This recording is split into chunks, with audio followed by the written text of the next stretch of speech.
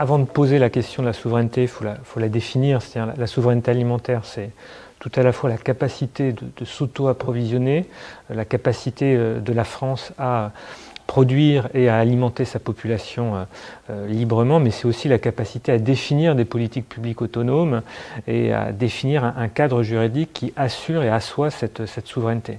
Donc tout ça passe par de la reterritorialisation des chaînes d'approvisionnement, des systèmes agricoles. On a vu avec la crise du Covid qu'il y avait une demande extrêmement forte en termes de circuits courts, de production locale, et ce sont sans doute des tendances qui vont être amenées à s'accentuer, à perdurer.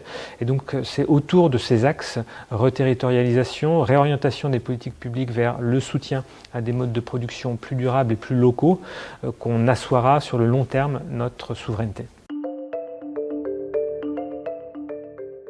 Face aux grands défis auxquels on va être confronté, je pense aux défis climatiques, l'érosion de la biodiversité, il faudra absolument utiliser les semences les plus adaptées à ces différents enjeux qui répondent aux différents critères d'acceptabilité sociale également.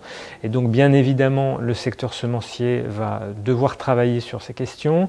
Il le fait déjà, mais il devra sans doute le faire encore plus fortement. Et pour cela, il y a l'ensemble des techniques existantes de sélection classique, notamment, qui peuvent être utilisées et développées.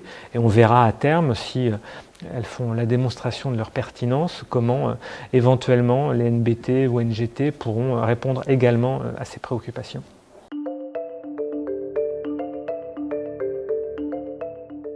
On travaille de manière très générale sur les questions agricoles. On a travaillé sur les soutiens à la transition agroécologique, à l'évolution de la politique agricole commune. Et c'est vrai qu'on esquisse simplement la question des semences. On n'a pas consacré de sujet de travail à ces questions, mais ça mériterait sans doute à l'avenir de faire partie plus spécifiquement des focales sur lesquelles on pourrait travailler. Et je pense plus particulièrement à la question de l'acceptabilité, du débat public, de la manière dont on peut informer et associer les citoyens à la définition des politiques publiques qui accompagnent cette innovation végétale. Là, sans doute que France Stratégie aurait une valeur ajoutée. Elles le connaissent. Alors, de manière générale, le monde agricole a tendance à se parler à lui-même et finalement assez peu s'ouvrir, notamment quand un débat est un petit peu sensible comme celui de la sélection végétale, assez peu s'ouvrir au débat avec l'ensemble des parties prenantes. Et donc ça, je pense qu'il faudra absolument tendre vers cette ouverture et vers ce dialogue.